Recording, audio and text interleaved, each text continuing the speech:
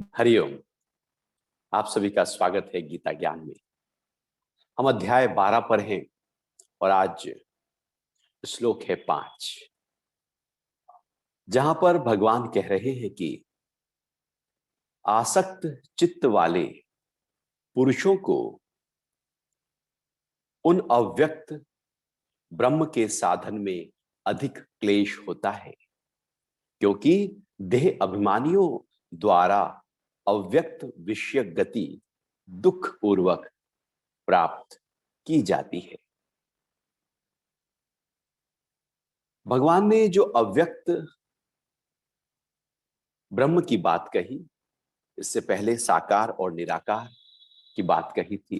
तो यहां बता रहे हैं कि जो निराकार साधना है, अव्यक्त ब्रह्म की साधना है, वो साधना किन के लिए बड़ी कठिन है, दुष्तर है, दुख पूर्वक होती है।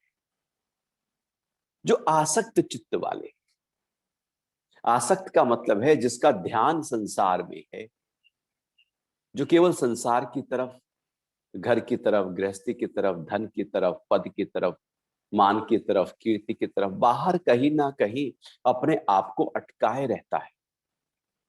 एक होता है बाहर कर्म करते रहना, जो सभी करते हैं। एक होता है मन को वहीं अटका लेना। अटकाना गड़बड़ है। जैसे आप कहीं मार्केट निकले और आप घूम फिर आए, लेकिन आप एक दिन मार्केट निकले और आपके मन में चल रहा है कि नहीं, वो शॉपिंग करनी थी, वो चीज अच्छी थी, वो वहां पर दुकान अच्छी थी, वो व्यक्ति वैसा था। तो वहां पर हमने बहुत कुछ अपने मन को चलाना शुरू कर दिया। एक है गए, एंजॉय किया, लौट आए, तो वहां पर आसक्ति नहीं, अटैचमेंट नहीं, कहीं अटके, कहीं फंसे नहीं। जीवन भी ऐसे ही हो कि जी लिया जाए, लेकिन कहीं अटके ना, कहीं फंसे ना। है तो है, नहीं है तो नहीं है तो उसका बेहतर से बेहतर संभाल हो रही है, नहीं है तो उसकी कोई फिर चिंता भी नहीं है। गाय है तो दूध पी रहे हैं, नहीं है तो गोबर से बचे हैं। दोनों ही अवस्थाओं में हमारे चित्त के ऊपर असर ना हो, यह है बहुत ही ऊंचे स्तर पर जीवन को जी जाना। अन्यथा क्या होता है कि हम हर चीज में अपने आप को अटकाए रखते हैं, फंसाए रखते हैं। छोटी छोटी बातों में मन, हमारा जो चित्त है वो फंसा रहता है, निकल ही नहीं पाता। जब हमारा ध्यान ही कहीं बाहर अटका हुआ है, और अब साधना की बात हो रही है अव्यक्त की, अव्यक्त अर्थात निराकार की, तो आसक्ति बाहर है और साधना करेंगे हम निराकार की, तो बा मुश्किल हो जाएगा। कैसे हो पाएगा? हमारा ध्यान तो दो में अटका है। हम तो द्वैत में जी रहे हैं। हम भी हैं, कोई और भी है, कोई वस्तु है, कोई पदार्थ है, कोई स्थान है, कोई व्यक्ति है, वहां पर मन अटका है। और अब जो निराकार अव्यक्त ब्रह्म की साधना है, वो तो अद्वैत की है, जहां दो नहीं है, जहां पर केवल और केवल व्यक्ति ध्यान की गहराइयों में अकेला होता है, और वो जो एक भाव है उसको वो भी डिसॉल्व हो जाता है। तो निराकार की साधना ध्यान के माध्यम से पूरी तरह से मौन और एकांत की साधना है। लेकिन जिसकी आसक्ति बाहर है, वो मौन की साधना न कर पाएगा। उसे कहो बैठ जाओ भाई आंख बंद करके थोड़ी देर के लिए, तो आंख बंद करके बैठ तो जाएगा, लेकिन मन उसका और तेजी से दौड़ना शुरू कर देगा। जब आंख खोलेगा तो आंखें बहुत तेजी से घूमनी शुरू हो जाएंगी। शरीर के हाव भाव बता देंगे कि मन बहुत ज्यादा तेजी से गति कर रहा है। जब कहीं बाहर आसक्ति है, तो अद्वैत की साधना, सांख्य योग की साधना, ज्ञान योग की साधना बहुत दुखपूर्वक प्राप्त होती है। उसमें बहुत क्लेश है। चाहता है व्यक्ति की हो, लेकिन वो हो नहीं पाती। वो चाहता है कि मैं अपने साथ बैठूं, लेकिन वो बैठ नहीं सकता।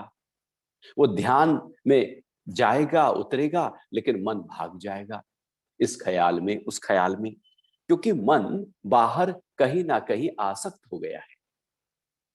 जब मन कहीं आसक्त होता है ना, तो ध्यान नहीं कर सकते। वो गुरुओं ने शिष्य को सब ध्यान की टेक्निक सिखाई, और शिष्य ने कहा अब तो मुझे आ गया है गुरुजी, अब मैं ध्यान बड़े आराम से कर सकता हूं। कि ठीक है। जब वो चल दिया तो गुरु जी ने कहा बेटा इधर तो आ। तो बेटा गुरु शिष्य आया और गुरु ने कहा देख ऐसा कर, अपने ध्यान में ना बंदर नहीं लाना। तो शिष्य ने कहा ठीक है गुरु जी, बंदर की क्या बात है इसमें, ध्यान में बंदर का क्या मतलब है। चला गया ध्यान करने के लिए और गुरु जी ने कहा था ध्यान में बंदर नहीं लाना। तो मन जो है वो बंदर पर जाकर चिपक गया था, बंदर की पिक्चर बनाने लगा था कि बंदर ध्यान में कैसे आएंगे, बंदर तो मेरे घर में होते भी नहीं है, बंदर कहाँ आएंगे, बंदर कैसे मुझे ध्यान के साधना को डिस्टर्ब करेंगे। लेकिन मन जो है, जो चित्त है, वो बंदर में कहीं ना कहीं आसक्त गुरु के शब्दों से हो गया था। गुरु वो परीक्षा ले रहे थे। यही श्लोक है। जैसे ही चित्त कहीं बाहर की तरफ आसक्त होता है तो अव्यक्त जो ब्रह्म है उसकी साधना बड़ी दुख पूर्वक प्राप्त होती है। तो शिष्य बैठ गया ध्यान में, और जब ध्यान करे तो बंदर ही बंदर दिखाई दे। कभी लगे कि बंदर पीछे है, कभी लगे कि बंदर भाग रहे हैं, कभी लगे कि बंदर बैठा है, कभी लगे कि बंदर मुझे घूर रहा है, कभी लगे कि बंदर पीछे से दौड़ता हुआ आ रहा है, कभी लगे कि बंदर घुर घुर रहा है, कभी कुछ, केवल बंदर ही बंदर। क्योंकि मन में गुरु ने एक युक्ति के माध्यम से बता दिया था, एक शिक्षा दी थी कि बाहर का कोई भी शब्द, कोई भी रूप, कोई भी गंध यदि अपने चित्त में लेकर बैठा तो ध्यान में वही सब आएगा, आसक्ति ही आएगी चित्त में। वो जो दिन भर चल रहा था वही आएगा। और ऐसा ही होता है। हम जब भी ध्यान के लिए, आपने देखा होगा, आप बैठे तो कौन से ख्याल आएंगे, वही दिन भर के आएंगे, वही व्यापार के आ जाएंगे, वही झगड़े के आ जाएंगे, वही तनाव के आ जाएंगे, वही कारोबार के आ जाएंगे, वही नौकरी के आ जाएंगे, वही रिश्तेदारों के आ जाएंगे, वही पत्नी के, वही घर के, वही जिनमें हम आसक्त थे ध्यान में वही वही लौट कर आएंगे। क्योंकि अब ध्यान जो अव्यक्त विषयक है वो प्राप्त होने वाला नहीं है, बड़ा दुखपूर्वक है, बड़ा दुस्तर है, बड़ी कठिनाई है उसको प्राप्त कर लेना, क्योंकि आसक्ति है चित्त में। जब आप ध्यान के लिए बैठो और चित्त में कुछ न चल रहा हो और मन पूरी तरह से मौन में चला गया हो, ये एक परीक्षा है, पैमाना है, तरीका है, कसौटी है अपने को जांच लेने की कि आसक्ति है या नहीं। यदि आसक्ति है तो मन उन्हीं ख्यालों में चला जाएगा जहां पर ज्यादा आसक्ति है। और यदि आसक्ति नहीं, हम अनासक्त हैं, हम डिटैच हैं, तो मन नहीं जाएगा। कैसे जाएगा मन?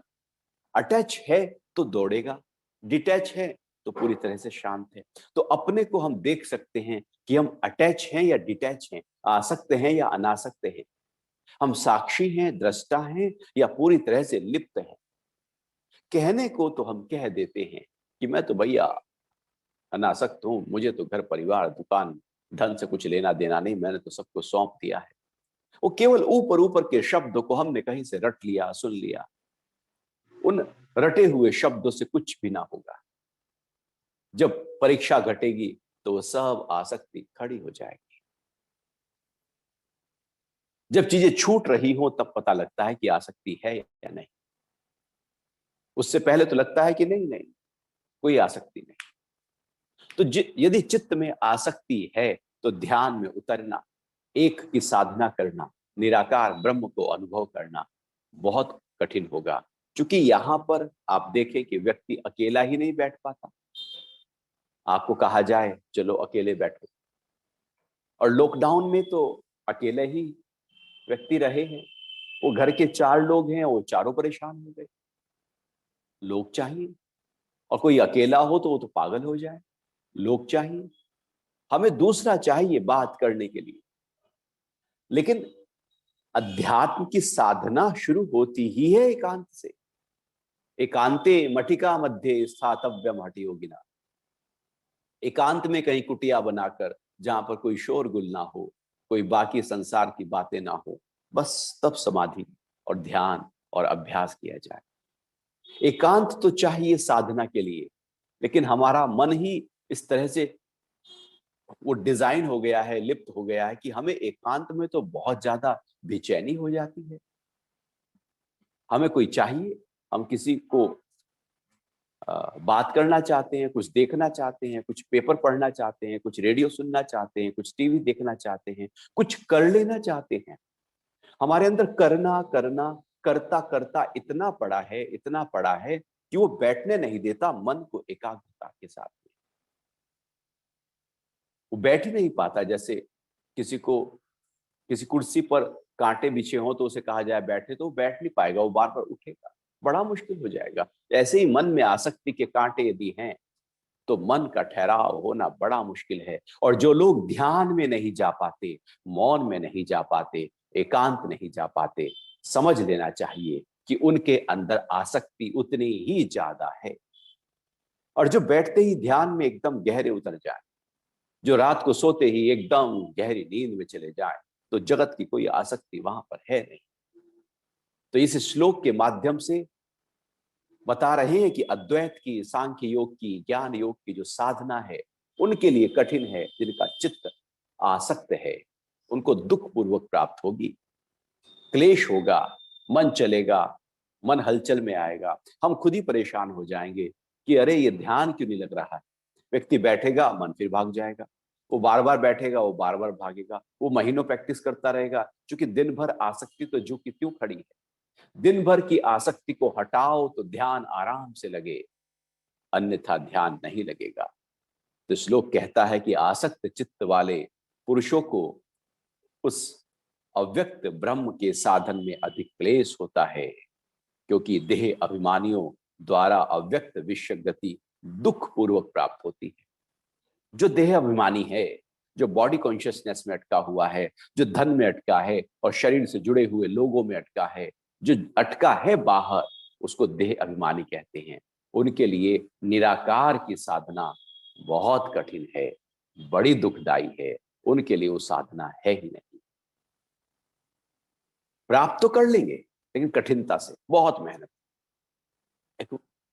एक कितनी मेहनत, जैसे कि व्यक्ति के अंदर बहुत अच्छा मैथमेटिक ब्रेन हो तो वो सीए बड़े आराम से कर लेगा। लेकिन यदि वो मैथमेटिक ब्रेन ना हो, वो कैलकुलेटिव माइंड ना हो, वो चीजों को समझ लेने की, वो अकाउंट्स को समझ लेने की क्षमता ना हो, तो सीए वो करेगा भी तो मर मार के करेगा। वो न जाने कितने साल लगा देगा, पसीनों पसीने हो जाएगा, और करने के बाद भी जीवन में कभी खुश नहीं रहेगा। वो दुख पूर्वक ही, सीए तो हो गया लेकिन दुख पूर्वक प्राप्त होगा। जो अंदर से स्वभाव था उसके विपरीत जब किया जाएगा तो दुख पूर्वक गति प्राप्त होगी। लेकिन यदि स्वभाव जो है, इसलिए गुरु जो है वो शिष्य के स्वभाव को देखते हैं कि किस स्वभाव का व्यक्ति है और कौन सी साधना, ज्ञान योग, कर्म योग, भक्ति योग, ध्यान योग, अष्टांग योग, कौन सी साधना, क्रिया योग, कौन सी साधना के लिए साधक उपयोगी होगा, जब वो गुरु बताते हैं और उस पर आगे चलेंगे। ऐसा नहीं कि नहीं मुझे तो गुरु मिले हैं ज्ञान योगी तो मैं ज्ञान योग में जाऊंगा। ऐसा थोड़ी है कि मुझे मेरे अड़ोसी ने भी सीए किया, मेरे पड़ोसी ने भी सीए किया तो मैं भी सीए ही करूंगा। तो ऐसे थोड़ी होता है।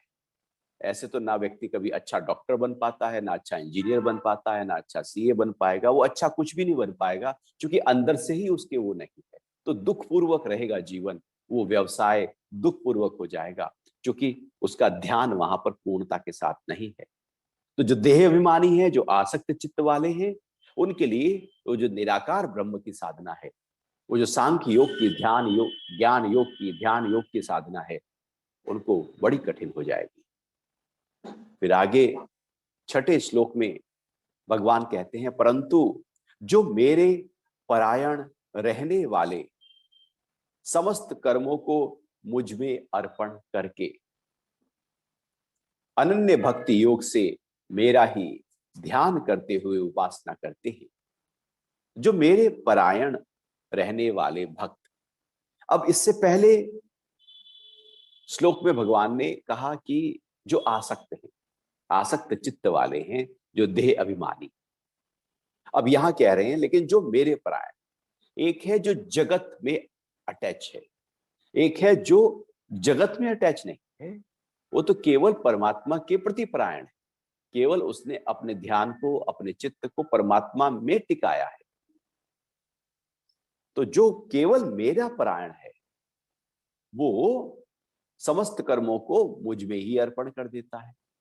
तो पहली बात है कि केवल प्रभु और प्रभु का ही ध्यान हो और फिर सारे कर्म, सारे काम करो, व्यापार करो, घूमो फिरो, खाओ पियो, सब करो, अर्पण कर दो उसको।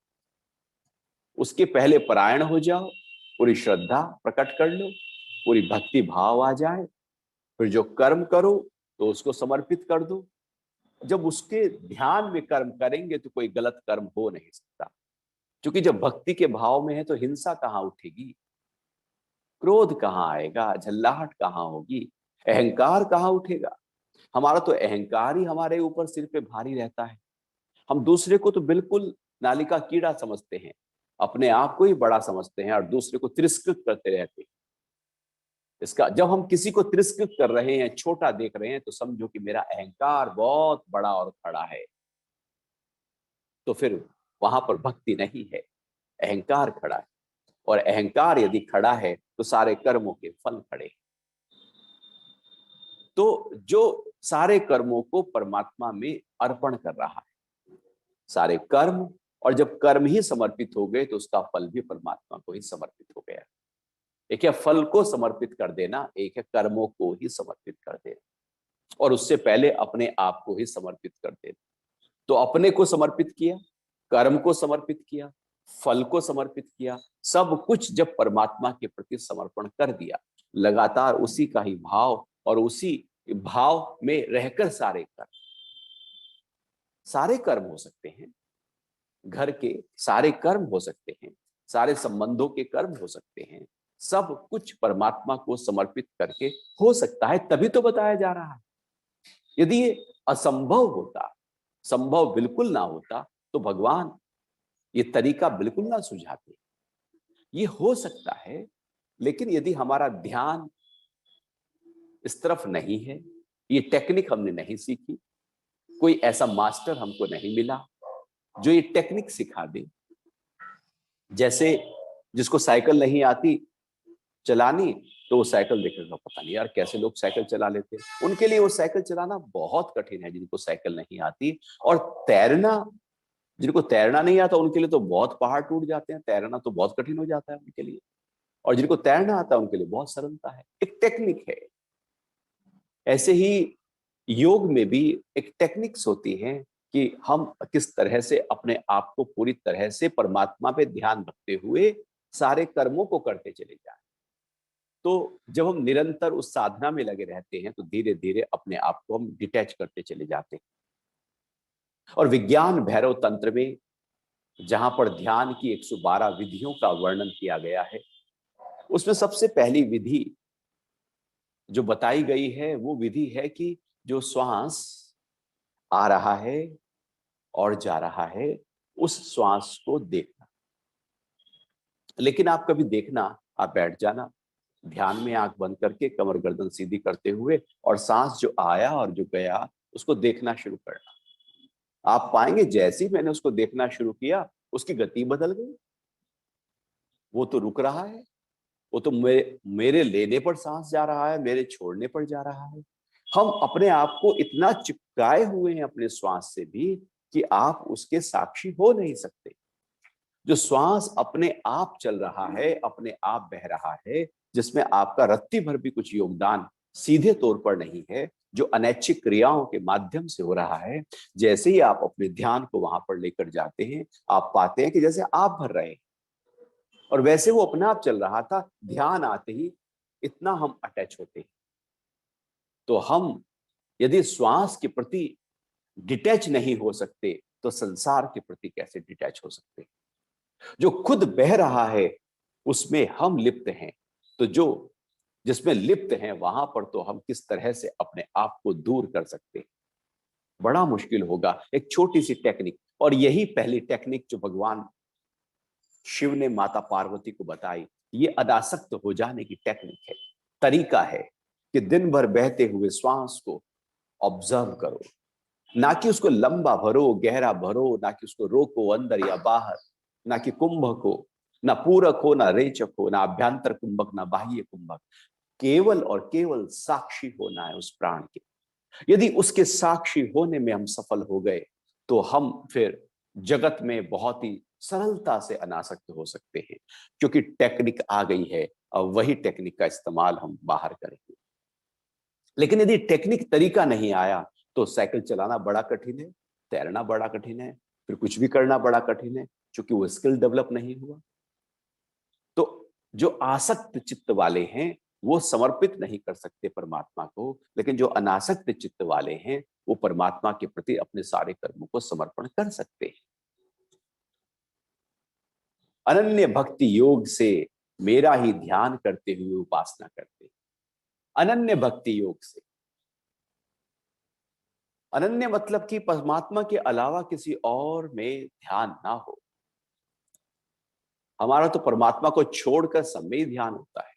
परमात्मा तो केवल कह देने के लिए है।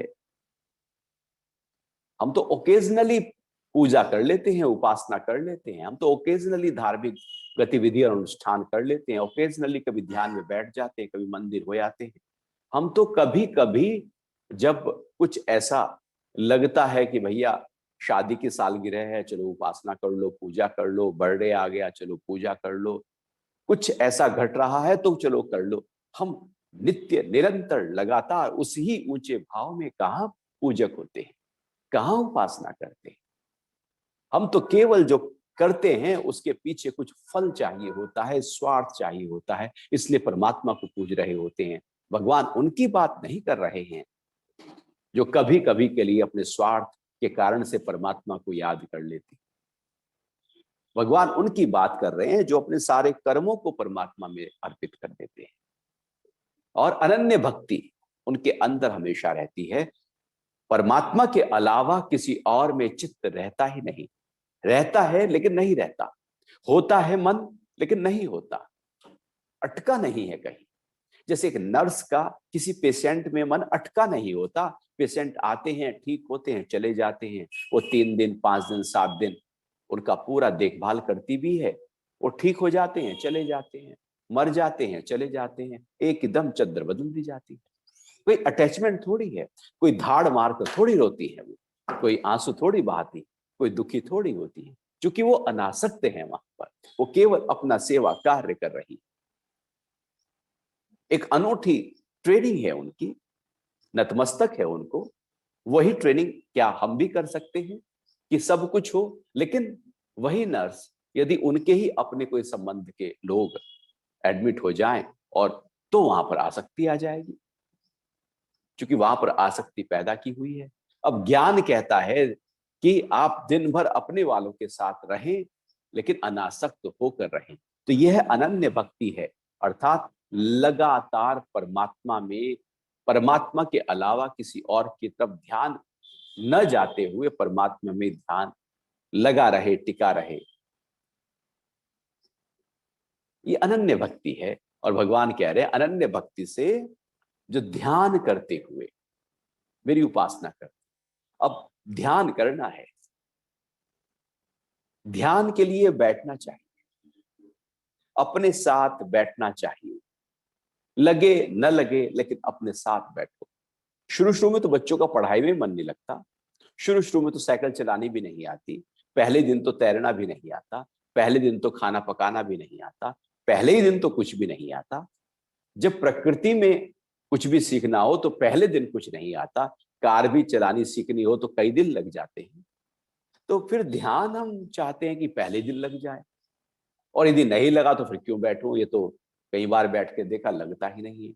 असलियत में हमारा चित्त इतना आसक्त है बाहर धन पद प्रतिष्ठा व्यापार कि हम ध्यान में बैठ ही नहीं पाते। लगता है कि तो सब बेकार की चीजें, ये बेकार का टाइम है, इसमें ध्यान में खराब करूं, इससे तो मैं कुछ 2 काम ऑफिस के कर लूंगा। हमारे मन में वो कैलकुलेशन, वो आसक्ति चलती रहती है, और यही फिर दुख, यही फिर तनाव, यही झल्लाहट, और यही फिर इतना भार सिर पर आ जाता है कि हम कहते हैं कि अरे मैं तो फंस गया, हम तो अटक गए, कहीं जंजाल में फंसते चले जा रहे हैं। हम खुद फंसे और हम दोष कहीं और डाल देते हैं। कभी तरीके ऐसे भी निकाल कर रखो कि जब चाहे वहां से हर हर जगह से हम निकल पाए। कुछ ऐसे अंदर एक तैयारी हो। एक ध्यान एक ऐसी ही टेक्निक है कि आप जब चाहें इस अपनी प्रकृति से जो आपने पसारी है, आपने फैलाव किया है, उससे अपने आप को इकट्ठा भी कर सके।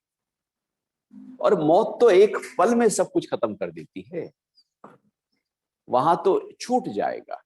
उससे पहले कि वो छूट जाए, छूट छोड़ने की तैयारी हमारी रोज की हो, तो कभी भी मन हिलेगा नहीं।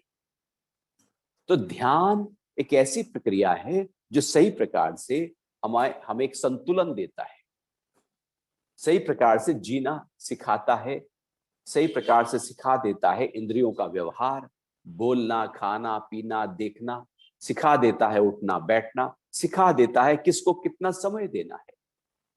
ऐसा थोड़ी कि सुबह उठे नहीं कि हमने कारोबार शुरू हो गया, रात सोने तक कारोबार ही चल रहा है।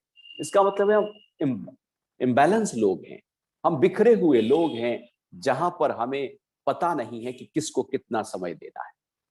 जो चीज सामने आए उसी पर हम लग गए।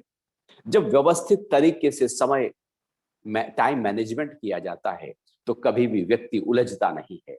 और जब टाइम मैनेजमेंट के टेक्निक्स नहीं पता होती, तो व्यक्ति रोज उलझता है, रोज परेशान होता है।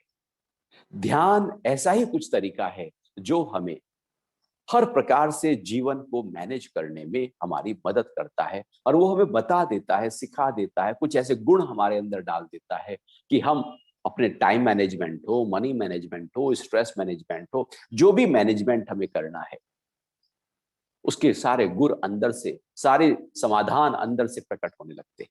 इसलिए ध्यान बहुत जरूरी है। और जो ज्यादा कारोबार में हैं, जो ज्यादा व्यस्त हैं, उनके लिए ध्यान तो उतना ही ज्यादा जरूरी हो जाता है।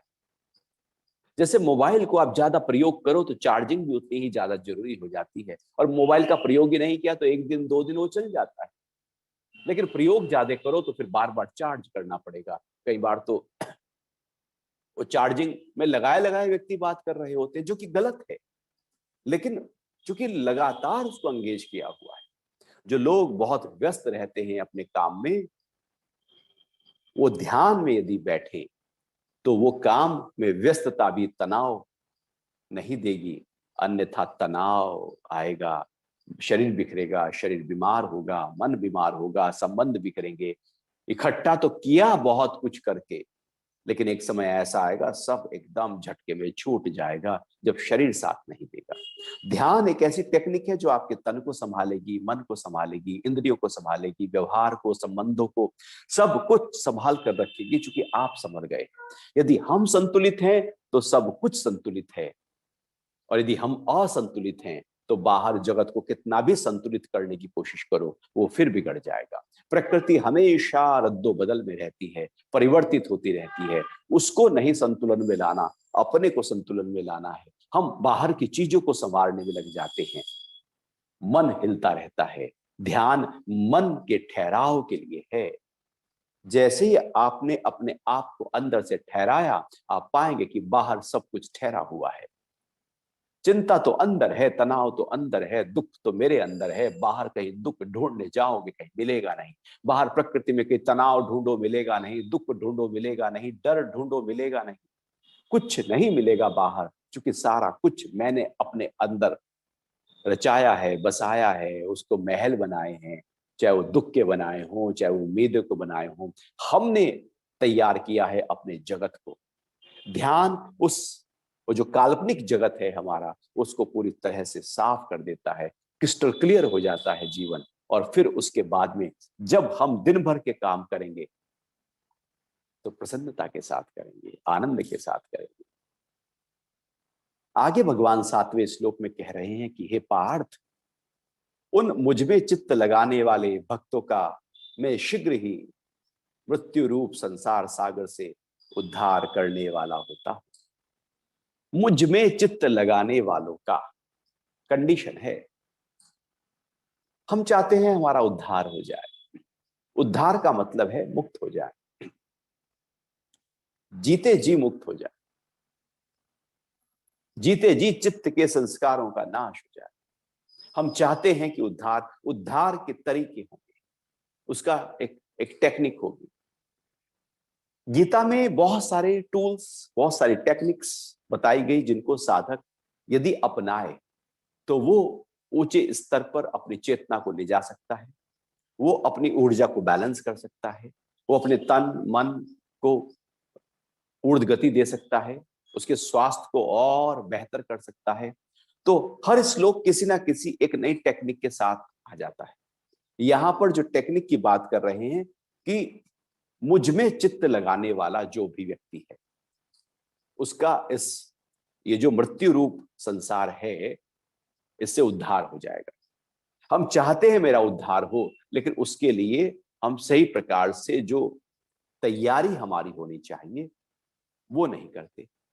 जैसे बच्चा चाहता है कि मैं फर्स्ट क्लास एकदम 99% लेकर आऊं, लेकिन स्टडी वो कर नहीं रहा है, केवल वो चाह रहा है कि 99% आ जाए। केवल आप चाहो कि मुझे बहुत ऊंची तनख्वाह वाली नौकरी मिल जाए, केवल आप चाहो कि मेरा व्यापार में बहुत प्रॉफिट होने लगे, केवल चाह लेने मात्र से कुछ नहीं होता। हम भी मृत्यु रूप संसार से पार और उद्धार हो जाना चाहते हैं, वैतरणी को पार कर लेना चाहते, केवल चाहते हैं। उसके तरीकों में ज्यादा नहीं जाते, चाहतों में ज्यादा चले जाते, फल में ज्यादा चले जाते हैं, कर्म में नहीं जाते। इसलिए कर्म हमको बांध लेता है, वो फल भी बांध लेता है। यहां पर महत्वपूर्ण बात है जो करना है, जो तैयारी है हमारी। तो तैयारी क्या है? अच्छा, केवल वो अध्यात्म में नहीं, वो जगत में भी तैयारी ज्यादा चाहिए। आप अपनी तैयारी करो, बच्चा ज्यादा अच्छी तरह से स्टडी करे, नंबर अपने आप अच्छे आएंगे। नंबर के बारे में सोचने से नंबर नहीं आएंगे। आप अच्छी तरह से काम करो, अपने आप इंक्रीमेंट होगा। सब बेहतर करते चले जाओ, फल अपने आप प्रकट हो जाएगा। तो कर्म क्या हो, यदि इस मृत्यु रूप संसार से उद्धार चाहते हैं कि बार बार पुनरपि जननम पुनरपि मरणम, ये जो बार बार जन्म और मरण का जो चक्र है, बार बार माता के गर्भ में आने का जो दुख है, बार बार ये जो जीवन में सब कुछ हम बार बार करते हैं, जन्म लेते हैं, फिर बड़े होते हैं, फिर शादी होगी, फिर बच्चे होंगे, नौकरी के लिए मारामारी करेंगे, धन कमाएंगे, घर बनाएंगे, पता नहीं क्या क्या करेंगे, ताम झाम करके, और फिर चले जाएंगे, और फिर अगली बार फिर आएंगे और फिर वहीं से शुरू करते हैं। बार बार जीवन को उसी रूप से शुरू किया जाता है, और जब वो ऊंचे स्तर पर पहुंचता है, सब छोड़ जाते हैं और फिर से नए सिरे से शुरू करते हैं। ऐसे ही है कि एक घर बनाया जाए, फिर उसे तोड़ दिया जाए, फिर से घर बनाया जाए। आखिर आराम कब करें, कब शांत हो जाएंगे? न जाने कितने जन्म हुए, जन्मों में कितना धन कमाया, कितना पति थे, पत्नी थे, बच्चे थे, कहीं राजा थे, कहीं रंक थे, पता नहीं क्या क्या, कहां कहां से हम होकर आए हैं। यदि अब भी हम शांत नहीं हैं, तो फिर ये चक्र लगातार चलता रहेगा। 84 लाख का चक्र घूमता रहेगा, हर बार वही सब करना पड़ेगा जो इस बार किए जा रहे। तो जो बुद्धिमान होते हैं वो कहते हैं कि इसको तोड़ दो, इस घुमेरी में क्यों अटके हम। आप कभी देखना, पानी बह रहा है, नदी बह रही, कहीं एक घुमेरी होने लगती है।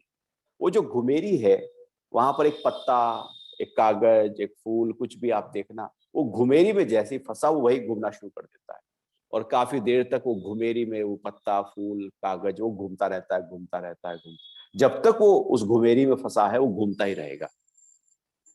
फिर वो जब उस घुमेरी से निकलेगा तो बहेगा।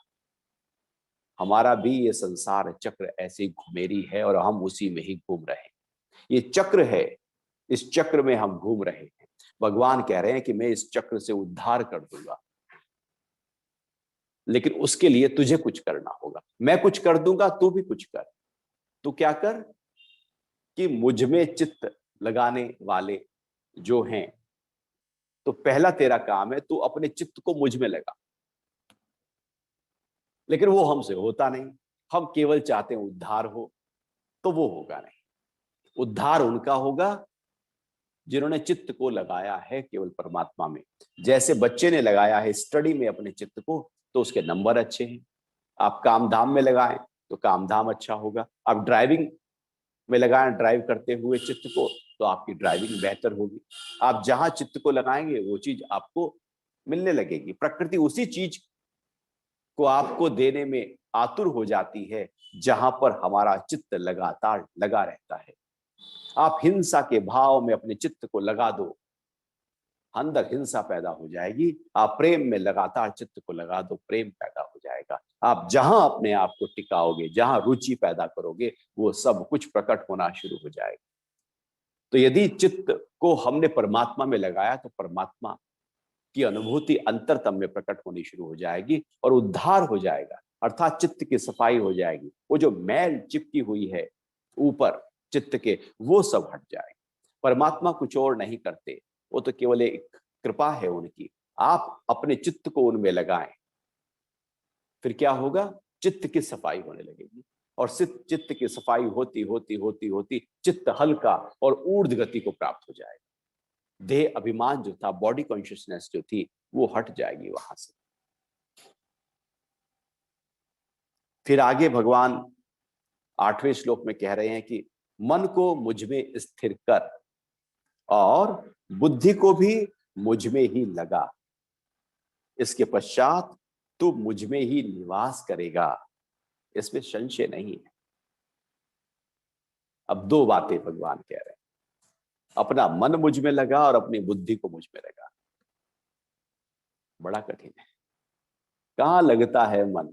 एक पल के लिए नहीं लगता। आप बैठो, कहो मन को, अरे मन तू श्वास पर आ, और आप श्वास को देखना शुरू करो। आप देखना कितनी देर तक श्वास पर रहेगा। आप पाएंगे 2-4 बार तो मन श्वास पे था, उसके बाद पता नहीं कहां भाग गया। कभी ये ख्याल, कभी वो ख्याल, फिर याद आएगा अरे मैं तो ध्यान सांस पे कर रहा था। फिर आप ध्यान सांस पर लाओगे, 1-2 बार फिर सांस पर आएगा, फिर भाग जाएगा। ये आप कोई मंत्र जाप कर रहे थे तो थोड़ी देर के लिए तो ध्यान मंत्र पे रहेगा, उसके बाद क्या होगा कि मंत्र तो चलता रहेगा, ध्यान कहीं और होगा। ऐसे ही होता है, हम मंत्र चलते रहते हैं, क्योंकि बुद्धि ने उसको याद कर लिया और मन कहीं और भाग गया। तो मन कहीं और भागा है, बुद्धि कहीं और है। जहां बुद्धि है वहां मन नहीं, जहां मन है वहां बुद्धि नहीं, बिल्कुल बिखर गए हैं। एक बिल्कुल ईस्ट में है और एक वेस्ट में है। तो दोनों को इकट्ठा करना है, कंजॉइन करना, योग करना है। तो मन को भी मुझ में लगा, मन मना भाव। मन जो भागता रहता है ख्यालों में, 60-70 हजार विचार रोज ले आता है और न जाने कितने संस्कार रोज बनाता है ये मन, उस मन को परमात्मा में अर्पित करना होगा। अर्थात मन में केवल परमात्मा का ही ध्यान रहे। सरल नहीं है, लेकिन जितना भी कर सके आप, थोड़ा 5 मिनट कर सके, 10 मिनट कर सके, काफी है। शुरू में तो 24 घंटे नहीं होगा, लेकिन जब उसमें आनंद आने लगेगा तो फिर मजा आएगा, तो फिर आप ज्यादा भी कर सकते हैं। ऐसी तो होता है, रात को आप टीवी देखने बैठे और आपने कहा यार थोड़ा सा एक आधे घंटे का 20 मिनट का सीरियल देख लेते हैं। तो आपने 20 मिनट का सीरियल देखना शुरू किया और फिर आपने, रिमोट आपके हाथ में है ही, आपने चैनल चेंज किया, अरे थोड़ा सा ये भी देख लेते हैं। वो न जाने 2-3-4 घंटे कब निकल गए। आप मोबाइल में यूट्यूब पर जाते हैं, फेसबुक पे जाते हैं, न जाने आप थोड़ी देर के लिए गए थे, न जानते हाइपर लिंक होता हुआ वीडियो के बाद वीडियो के बाद वीडियो, न जाने कितनी वीडियो आ जाती हैं और आप उसमें मजा लेने लगते हैं। कई घंटे बीत जाते हैं।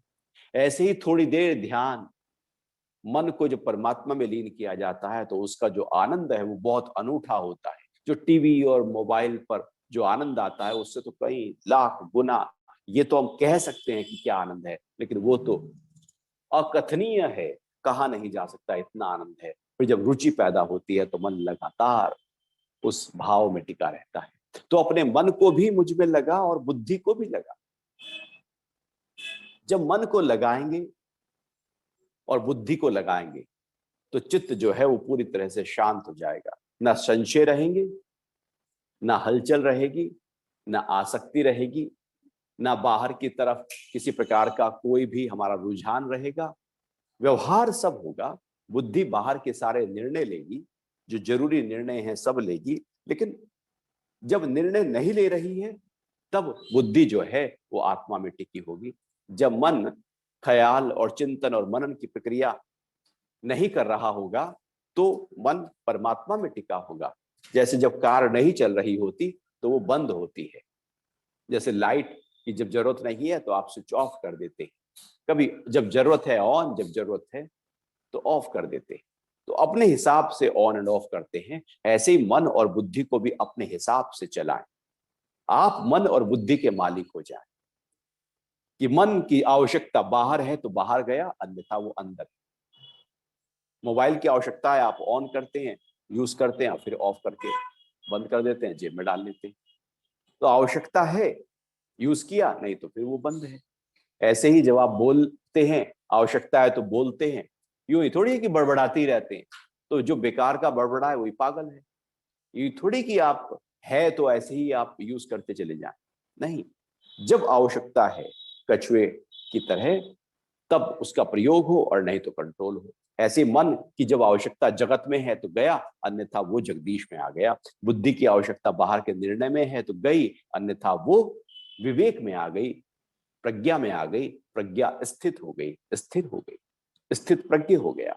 तो आवश्यकता होने पर बाहर अन्यथा। और आप पाएंगे कि फिर जो उसकी आवश्यकता है ना बाहर जगत में, वो बहुत कम है।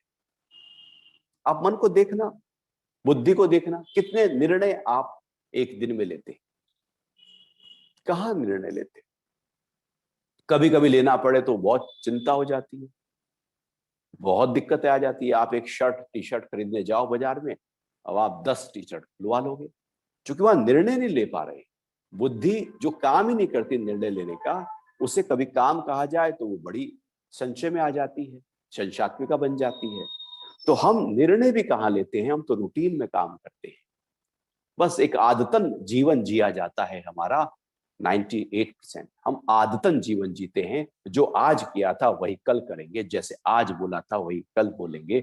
बस थोड़ा बहुत रद्दो बदल करते हुए हम कपड़े चेंज कर लेते हैं, कुछ खाना चेंज कर लेते हैं, कुछ थोड़ा बहुत ऊपर ऊपर से चेंज कर लेते हैं, लेकिन वो भी एक आदत के अनुसार होता है। यहाँ बुद्धि का प्रयोग तो बहुत कम स्तर पर होता है। जो बुद्धि का प्रयोग करने लगते हैं वही बुद्धिमान कहलाने लगते हैं। लेकिन हम देखें अपने मन को भी, मन भी जगत में कहाँ रहता है, वो तो पता नहीं अपने जगत में रहता है, उसने जो बना लिया है। मन भी कहीं ऐसे है, बुद्धि भी कहीं ऐसे है, पूरी तरह से बेपैंदी के लोटे हैं। इनको समेटना होगा, इनके मालिक बनना होगा। और भगवान कह रहे हैं कि मन को भी मुझ में लगा, बुद्धि को भी मुझ में लगा, इसके बाद तू मुझ में निवास करेगा। इसमें कोई संशय नहीं है, डाउट नहीं है। तो मन बुद्धि मुझ में लगा तो मेरे नहीं, क्योंकि हमारा मन जहां होता है हम वहीं होते हैं। आपका मन यदि धन में पड़ा है तो आप धन में ही हैं। जिसका मन धन में पड़ा हो वो धनी, जिसका मन काम में पड़ा हो वो कामी, जिसका मन क्रोध में पड़ा हो वो क्रोधी, जिसका मन संसार में हो वो संसारी। मन कहां पड़ा है, वही ठप्पा हमारे ऊपर लगा दिया जाता है। तो मन यदि है ही परमात्मा में, तो फिर हम परमात्मा में निवास करने लगते हैं। जैसे हम धन में मन रखने पर धन में ही निवास करने लगते हैं, वही कैलकुलेशन हमारे अंदर चलनी शुरू हो जाती है। जहां मन ले जाओगे मन वहीं रहना शुरू कर देगा। मन का घर कहाँ है, जहां आप रुचि पैदा करते हो मन अपना घर वहीं बना लेता है।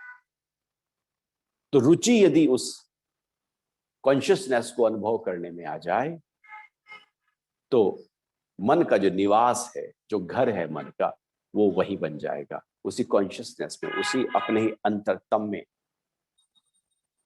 मन टिक जाएगा, ठहर जाएगा। इसमें कोई संशय नहीं है। मन बुद्धि जहां है आप वही।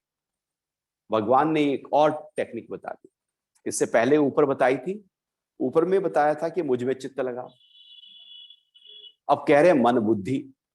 एक होता है मन, एक है बुद्धि, एक है चित्त, और एक है अहंकार। मन का मतलब है ख्याल, ख्याल ही मन है।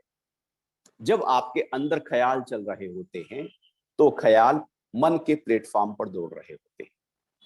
जब ख्याल नहीं होते तो मन भी नहीं होता, उसको अमन कहते हैं। मन उपद्रव देता है, इसलिए अमन चैन कहते हैं। अरे भैया वहां बहुत अमन चैन, अमन है मतलब मन नहीं है। जहां मन वहां हलचल, उपद्रव, सब कुछ बिखरापन। और जहां मन ही नहीं वहां शांति। ऐसे ही हमारे अंदर भी यदि ख्याल हैं, विचार हैं, तो मन है। ख्यालों की माला ही मन है। और यदि वो ख्यालों की माला ना रहे ध्यान में, तो वो मन अमन हो जाता है। एक है मन जहाँ थॉट्स हैं, एक है बुद्धि जहां हम निर्णय लेते हैं, डिसीजंस लेते हैं, क्या सही क्या गलत, क्या खाएं क्या नहीं, कहाँ जाएं कहाँ नहीं, क्या देखें क्या नहीं, निर्णय जो होते हैं। मन कभी निर्णय नहीं लेता। मन का तो काम है बस जैसे बूफे सिस्टम लग गया है, बुद्धि उसमें से चूज करती क्या मेरे लिए है। और मन के ऊपर जो आता है तैरता है, और बुद्धि जो निर्णय लेती है, इनके इंप्रेशंस इकट्ठा होते हैं, और वो सारे इंप्रेशंस चित्त में जाकर इकट्ठा हो जाते हैं। और चित्त में संस्कार वैसे ही इकट्ठा होते रहते हैं जैसे आप दिन भर घूमो और आपके ऊपर धूल के कण इकट्ठा होते रहते हैं। चित्त में संस्कार भी मन के सारे ख्याल, बुद्धि के सारे निर्णय और संशय, जितने भी जहां जहां हम अपने आप को टिकाते रहते हैं छोटे स्तर पर भी, वो भी सब चित्त में इकट्ठा हो जाता है। और एक होता है अहंकार, जहां हम कहते हैं ये मैं हूं, ये मेरा है और ये मेरे वाले हैं, मी माई माई सेल्फ। तो इसमें हम अहंकार के कारण से वो चित्त में संस्कार इकट्ठे होते हैं। तो भगवान ने तीनों की बात कर दी यहां पर। पहले चित्त की बात कही कि चित्त मुझ में लगा, अब कहा मन मुझ में लगा, फिर कहा बुद्धि मुझ में लगा। ये टेक्निक है कि अंतःकरण यदि परमात्मा में लग गया तो फिर परमात्मा में हम निवास करने लगे। तो इस तरह से आज ये 8वां श्लोक अध्याय 12 का पूर्ण हुआ। आगे के श्लोक की चर्चा अगले सत्संग में करेंगे। आपका कोई विचार हो, भाव हो, प्रश्न हो तो चर्चा कर सकते हैं। नमस्कार सुरक्षित जी। हरिओम। हमारे सभी दर्शकों का स्वागत है। मैं हूं आपके साथ लागू स्वामी। तो जो सबसे पहला सवाल है पूछ रहे हैं जीत जी, गुरुजी एक साधक कैसे जाने कि कौन सा योग उत्तम है जिससे वो शीघ्रता से परम योग में आ जाए? साधक कैसे जान ले अपने आप कि क्या बेहतर है? अपने आप को जानना कई बार कठिन हो जाता है। कई बार व्यक्ति जान भी लेता है, कई बार कठिन भी हो जाता है। जैसे स्कूल में वो 10th में वो काउंसलर्स आते हैं और वो बच्चे से बात करते हैं और बताते हैं कौन सी स्ट्रीम लेनी है। अब मैथ साइड में जाएं, कॉमर्स जाएं, अब कहाँ जाएं, बायोलॉजी में जाएं, कहाँ जाएं। अंदर की जिज्ञासा, अंदर की रुचि को अपने आप वो नहीं डिसाइड कर पा रहा था। एक जो एक्सपर्ट है वो डिसाइड करके बता देता है कि आप इस लाइन में जाएं, इसमें आप शीघ्रता से आगे बढ़ते चले जाएं। ऐसे ही अध्यात्म में जब शिष्य गुरु के सामने आते हैं, गुरु से लेन देन करते हैं, प्रश्न उत्तर करते हैं, अपने अंदर के भाव को प्रकट करते हैं, अपनी रुचि को बताते हैं, लाइक्स डिसलाइक्स बताते हैं, और अंदर क्या चल रहा है उन सब की बात करते हैं, घर परिवार की बात करते हैं, सब कुछ अपने आप को जब खोल कर रखते हैं गुरु के सामने, तो गुरु उसमें से फिर एक टेक्निक बताते हैं। ऐसे ही कि जैसे आप किसी केमिस्ट शॉप पर जाएं तो वहां पर सारी दवाइयां आप भरी रहती, अब आप कौन सी दवाई खाओगे? बड़ा मुश्किल हो जाएगा अपनी ओर से दवाई छांट लेना। लेकिन आप डॉक्टर के पास जाते हो, डॉक्टर पूरी आपसे बात सुनता है और फिर एक एक दवाई लिख कर देता है। उस केमिस्ट में इतनी हजारों दवाइयां थी, उसमें से एक दवाई आपके लिए छोटी सी गोली है जो लाभकारी हो जाएगी। आप जाते हो, वो दवाई लेते हो, खाते हो, आपको आराम आ जाता है। लेकिन आप जाते हो डॉक्टर के पास में, लिखवाते हो दवाई, लेकिन आप लाते नहीं हो तो आराम नहीं आएगा। आप डॉक्टर के पास जाकर डॉक्टर से दवाई लिखवाई, आप दवाई लेने केमिस्ट के पास गए, दवाई ली और आपने खाई नहीं तो भी बेकार हो जाएगा, आपको खानी पड़ेगी। गुरु के पास गए, गुरु ने आपको तरीका बताया कि आप ज्ञान योग पर जाएं, भक्ति योग पर जाएं, कर्म योग पर जाएं, ध्यान योग पर जाएं, और उसका फिर फॉलो करना शुरू कर दीजिए। अपने आप यदि डिसाइड हो जाए रुचि का तो बहुत अच्छा है, अन्यथा गुरु इसमें बड़ा सहायक हो जाते हैं। जी, अगला सवाल है दर्शक पूछ रहे हैं, क्या भक्ति योग के लिए भी गुरु की जरूरत है? भक्ति योग गुरु असलियत में आपके प्रश्न जो हैं उनको उत्तर करते हैं, अच्छा। आपकी समस्याओं का समाधान करते हैं। यदि हम कहीं अटके हुए हैं तो वहां से कैसे निकले? हमें युक्ति नहीं पता, हमें तरीके नहीं पता। भक्ति में भी गुरु की आवश्यकता होती है, क्योंकि भक्ति तक पहुंचने के लिए पहले अपने रास्ते को तो साफ करना होगा, अपने मन को तो साफ करना होगा। नहीं तो भक्ति की दिशा हमारी कहीं आसक्ति वाली ना हो जाए, भक्ति कहीं हमारी कहीं निचले स्तर पर ही ना रह जाए। वो तब बेहतर होगा जब फाउंडेशन अच्छी होगी। जी। तो प्रश्न उत्तर के माध्यम से, अब गीता में अर्जुन को पहले एकदम भक्ति थोड़ी बता दी, अंदर जो भी था सब निकाला अर्जुन के, हर प्रश्न का उत्तर दिया, सफाई कर दी, चित्त साफ हो गया, पात्र साफ हो गया। जैसे कुम्हार मट्टी को गीला कर लेता है, अब जो चाहे उसको आकार दे देता है, तो वैसे ही पात्रता जब तैयार होती है तो उसके बाद एक आकार दिया जा सकता है। वो पात्रता तैयार करने के लिए वो प्रश्न उत्तर बहुत जरूरी है। शिष्य प्रश्न करता है, गुरु उनका उत्तर देता है, और फिर वो डिसॉल्व होती चली जाती हैं उसके अंदर की सारी समस्याएं, वो समाधान से बढ़ने लगता है। अब एक साधना भी साथ साथ चल रही होती है। तो भक्ति योग में भी गुरु और प्रश्न उत्तर के माध्यम से उस भक्ति योग की जो यात्रा है, जो गति है, जो स्पीड है, वो बहुत तेजी से हो जाएगी, क्योंकि वहां पर अब पीछे कोई रोकने वाला नहीं है। आसक्त चित्त, जो स्वार्थ है, जो मन की हलचल है, जो दुख है, जो भय है, जो पीड़ा है, जो अंदर से हलचल है, वो सब डिसॉल्व हो गई है। गुरु ने उत्तरों के माध्यम से हल्कापन दे दिया है। अब यात्रा बहुत अच्छी होगी, जल्दी होगी, वैसे ही होगी जैसे पहाड़ पर आप चढ़ रहे हो और आपके पास बहुत सारा बोझ हो, तो एक एक कदम चलना मुश्किल है। लेकिन बोझ, आपको कोई कहे कि ये भी बेकार है, पहाड़ पर नहीं चाहिए, ये भी बेकार है, आपको बोझ कम करता जाए, फिर आप आराम से चढ़ सकते हैं। ऐसे ही गुरु आपके बोझ को हल्का करता जाता है, फिर भक्ति योग की साधना आगे बढ़ती चली जाती है। पर गुरुजी, ये गुरु मिलेंगे कहाँ? क्योंकि कलयुग चल रहा है, सभी जानते हैं कि आजकल भरोसा करना थोड़ा-सा मुश्किल हो जाता है। और ऐसी स्थिति में जब हम एक गुरु की तलाश कर रहे हैं, तो हम पूरे दिल की बात अपनी गुरु के आगे रख दें, तो ये वो पात्रता भी हम कैसे ढूँढें कि ये हमारे गुरु बन सकते हैं? हमें अपने अंदर कुछ बदलाव लाना पड़ेगा या हमें अपनी दृष्टि कुछ अलग रखनी पड़ेगी? हमारा ध्यान अच्छे गुरु की तलाश नहीं, हमारा ध्यान अच्छे शिष्य की ओर होना चाहिए। हम अच्छे गुरु की तलाश में लगे रहते हैं, लेकिन अच्छे शिष्य नहीं बनते। यदि गुरु कल को मिल जाए आपको और गुरु कहें ये करना है, अच्छा शिष्य उस पर मर मिटेगा, वो करके रहेगा। और केवल हमने गुरु को तो अपने अंग संग कर लिया, गुरु को तो हमने ढूंढ लिया, गुरु को तो अपना लिया, लेकिन उसने जो कहा उसको तो हम सुन ही नहीं रहे, कर हम अपने रहे। तो इसमें गुरु क्या करेगा? गुरु कुछ भी नहीं कर सकता यदि शिष्य ही तैयार ना हो। तो शिष्य का तैयार होना, शिष्य का पूरी तरह से पात्र का पात्रता होना, रेडी होना, समर्पण होना, श्रद्धा होना, जैसे जैसे शिष्य के अंदर वो शिष्यत्व पैदा होता चला जाएगा, किसी ना किसी रूप में प्रकृति के माध्यम से गुरु सामने प्रकट हो जाएंगे। अन्यथा प्रकृति ही गुरु बनकर खड़ी हो जाएगी, और जब जैसी आवश्यकता होगी साक्षात गुरु भी आ जाएंगे।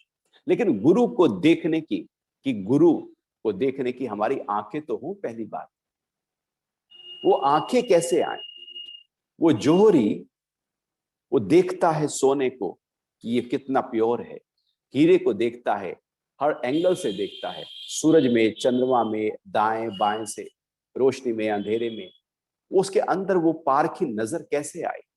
वो हीरे का आकलन कब कर सकता है? जब उसने पहले तैयारी की।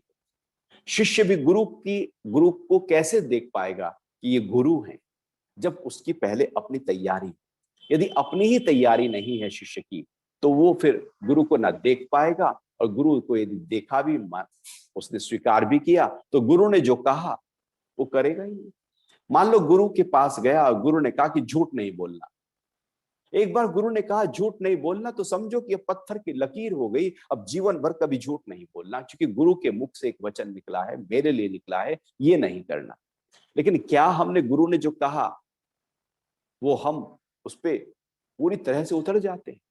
हम शायद नहीं उतरते। हम केवल गुरु को बस कि मेरे पास गुरु हैं, उसके लिए गुरु को अपना लेते हैं। गुरु की बातों पर कहाँ चलते हैं?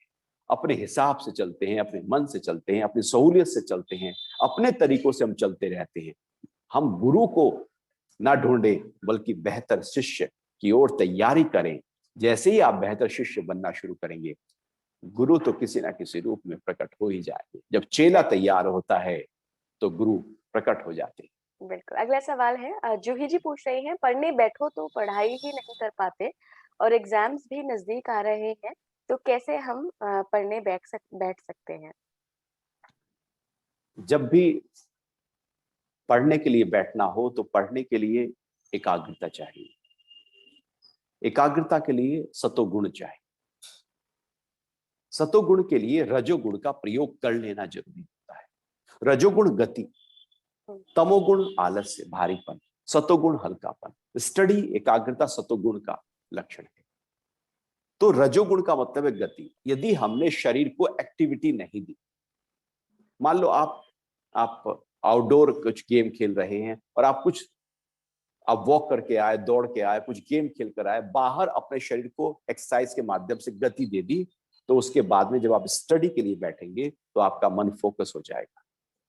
फोकस होने के लिए रजोगुण का प्रयोग कर लेना बहुत जरूरी होता है। अन्यथा जब आप स्टडी के लिए बैठेंगे तो रजोगुण के कारण से मन में हलचल पैदा होगी और मन एकाग्रता को प्राप्त नहीं होगा, क्योंकि मन में कहीं रजोगुण पड़ा है और रजोगुण मन को दौड़ा रहा है।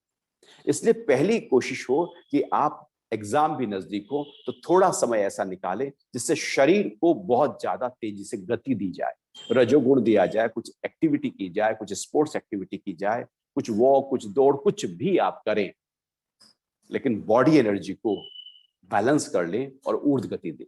पहली बात। दूसरी बात, जब आप पढ़ने के लिए बैठें तो कुछ प्राणायाम की साधनाएं बड़ी हेल्पफुल हो जाती है। अनुलोम विलोम प्राणायाम, जिसमें लेफ्ट से भरते हैं राइट से निकालते हैं, राइट से भरते हैं और लेफ्ट से निकालते हैं। हाथ की प्राणायाम मुद्रा इस प्रकार से बनाकर बहुत धीरे धीरे, इतना धीरे कि श्वासों की आवाज आपके कान तक भी ना पहुंचे, इतना धीरे कि आपको लगे कि जैसे कि रिदम में श्वास बह रहा हो, और इतना ज्यादा कि जब श्वास भरे तो पेट पूरी तरह से उठे और फिर पूरी तरह से पेट दबे। गहरा लंबा श्वास बहुत ही धीमी गति से बिना आवाज के करना है और अपने मन को अपने उस श्वास पर लगाए रखना, टिकाए रखना। ऐसा 5 से 7 मिनट आप कर लेना। उसके बाद आंख बंद करके अपने ध्यान को अपने माथे के बीच या अपने श्वासों पर लाकर उसको ऑब्जर्व करना, केवल साक्षी होकर अपने श्वास को देखना या आज्ञा चक्र को देखना। ये 2 काम आप कर दें। जब भी पढ़ने बैठे अनुलोम विलोम करें और थोड़ी देर के लिए साक्षी होकर ध्यान करें। जैसे ही आप ये 2 काम करके पढ़ने के लिए जाएंगे, आपका माइंड पहले से फोकस हो चुका होगा, एकाग्र हो चुका होगा। ऐसे ही जैसे आप लंबे ड्राइव पर जाते हैं, आप ड्राइविंग कर रहे हैं तो थोड़ी देर तक आंखें सेट नहीं होती, उसके बाद जब आंखें सेट हो जाती हैं तो बहुत ही फर्राटेदार आप कार को चला सकते हैं, क्योंकि आपकी आंखें सेट हो गई हैं। जैसे क्रिकेटर की आंखें जब सेट हो गई हैं तो बहुत अच्छी तरह से हर बॉल को खेल लेता है, क्योंकि आंखें सेट हो गई हैं। वो सेट करने के लिए बहुत जरूरी है एक वार्म अप करना, उसकी एक तैयारी करना, और यहाँ पर प्राणायाम और ध्यान वही कार्य करेगा। एक आपको तैयारी देगा। रात को सोने के लिए जाएं तो उससे पहले ये करें, सुबह उठें तो ये करें, और फिर दिन में 2-3 बार कर लें। जो भाग रहा था मन, उसको आप चैनलाइज कर लें, एनर्जी को बैलेंस कर लें। आप पाएंगे कि आप एकाग्र होते जा रहे हैं। और पढ़ाई के प्रति रुचि को पैदा करें, एक लालसा पैदा करें, उसके अधमने मन से नहीं, पूरे पूरे मन से, उत्साह से। जैसे खेलते हैं पूरे उत्साह से, ऐसी पढ़ाई भी पूरे उत्साह से हो। हम जो करें पूरा पूरा होकर करें तो हर कार्य में सफलता। हम आधे अधूरे नहीं कि पढ़ भी रहे हैं, मोबाइल पे कुछ टीवी भी देख रहे हैं, मोबाइल पे पिक्चर देख रहे हैं, कभी इधर कभी उधर, मन को भटकाए नहीं। ये भटका हुआ मन कभी भी ऊंचाइयों पर नहीं लेकर जाता। एकाग्र मन ही हमेशा लक्ष्य की तरफ लेकर जाता है। जैसे अर्जुन से पूछा गया क्या दिख रहा है, तो उसने कहा कि केवल आंख दिख रही है। तो वही एकाग्रता चाहिए। तो एकाग्रता ध्यान और प्राणायाम से उत्पन्न हो जाएगी। बिल्कुल बिल्कुल। हरिओम। बहुत बहुत धन्यवाद सुरक्षित जी इस बेहतरीन चर्चा में जुड़ने के लिए। आप सभी से यही कहना चाहूंगी, जैसे सुरक्षित जी ने भी बताया कि एकाग्रता बहुत जरूरी है। अगर आप पढ़ते हैं, विद्यार्थी हैं, या आप जॉब करते हैं, बिजनेस करते हैं, या कुछ भी करते हैं, आप कोई भी काम करने के लिए आपको एकाग्रता और मन की लगन बहुत जरूरी है, जैसा कि सुरक्षित जी ने इस सेशन में आप सभी को बताया। तो इस लाइव को ज्यादा से ज्यादा शेयर करिए, ताकि जो जानकारी लाइव दर्शक नहीं, जो हमारे साथ लाइव नहीं देख पाए हैं, वो रिकॉर्डेड मोड में भी देख ले। अब आपसे मुलाकात होगी शुक्रवार की सुबह 8 बजे। सुरक्षित गोस्वामी जी हमारे साथ लाइव होंगे। तब तक के लिए आप स्पीकिंग ट्री के साथ बने रहिए। Stay safe, stay healthy. नमस्कार। हरिओम। जय श्री कृष्ण।